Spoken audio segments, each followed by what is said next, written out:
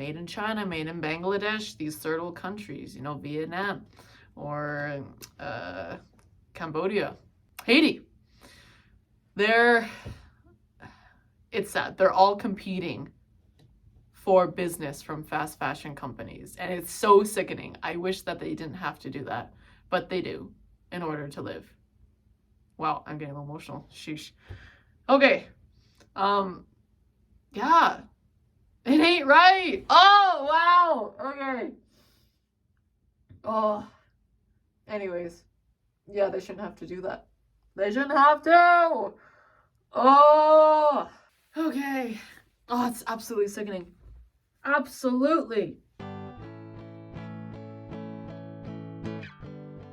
Hello everyone, welcome back to the GreenecoStyle YouTube channel. My name is Raylene. I'm a sustainable fashion and lifestyle influencer. Today, thanks for joining.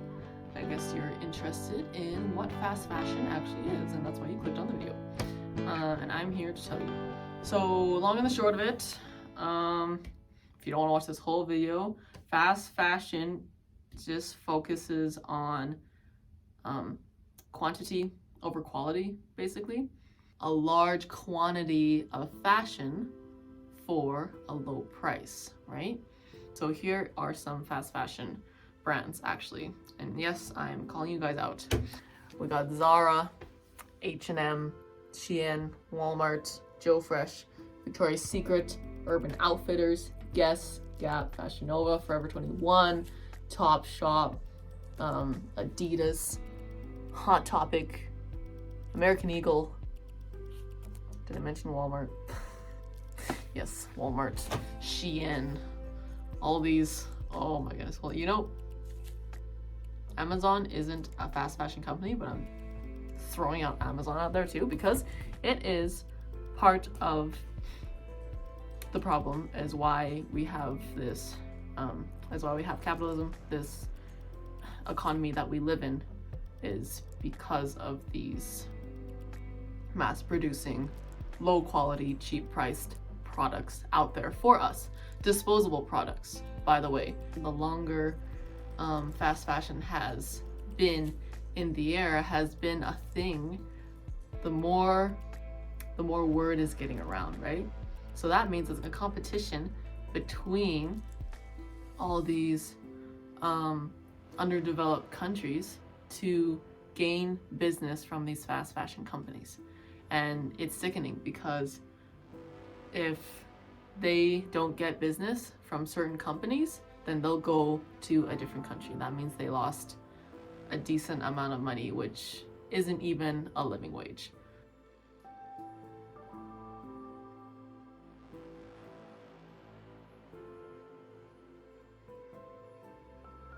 So, like a decent, like a large percentage of clothing, let's say in the even 1940s, 50s, like back then, right, were made in Canada. If you were shopping in Canada, it's like, okay, well, it's made somewhere in Canada then, right? And then another percentage would be outsourced. But now everything is outsourced, like probably like 97%. I believe so.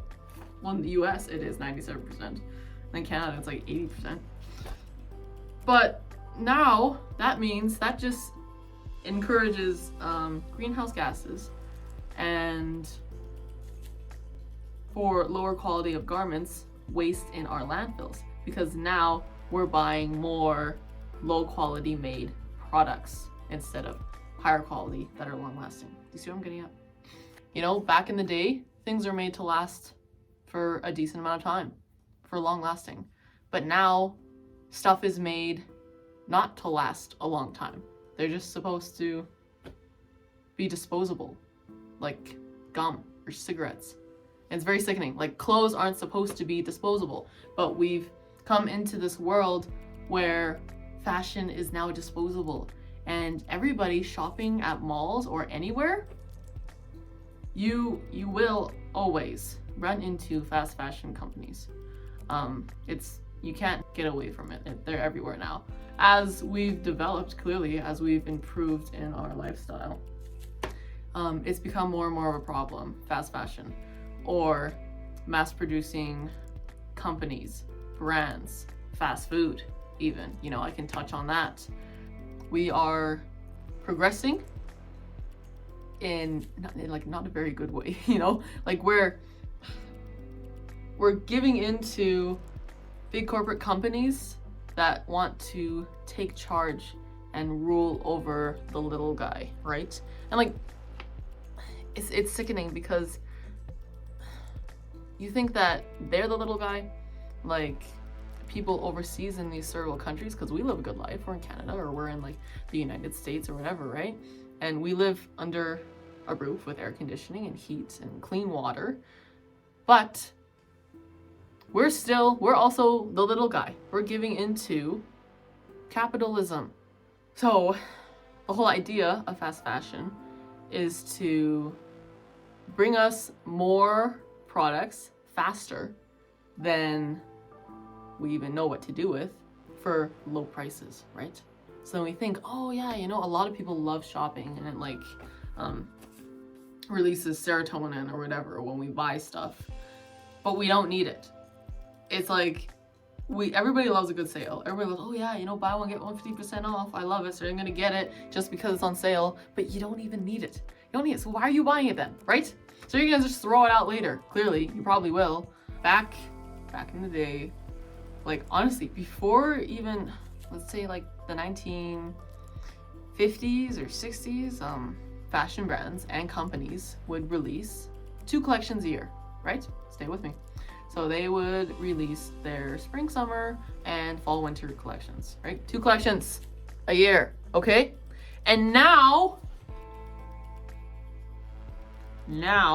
they're releasing 52 collections a year. So then that's like new product once a week in all these fast fashion companies and all these stores. Like nobody moves that fast. What do you think the people that are working for these companies are getting paid? How long do you think that they're working for? They're working excessive amount of hours that is not humanly possible or healthy at all. Like how can you keep running in that way and then make good clothing, right? Mass production in anything is bad news. So, you know, these workers working really long hours and working for crumbs, not even a living wage, like $2 a day. And then I was listening to this woman. So I watched The True Cost just recently.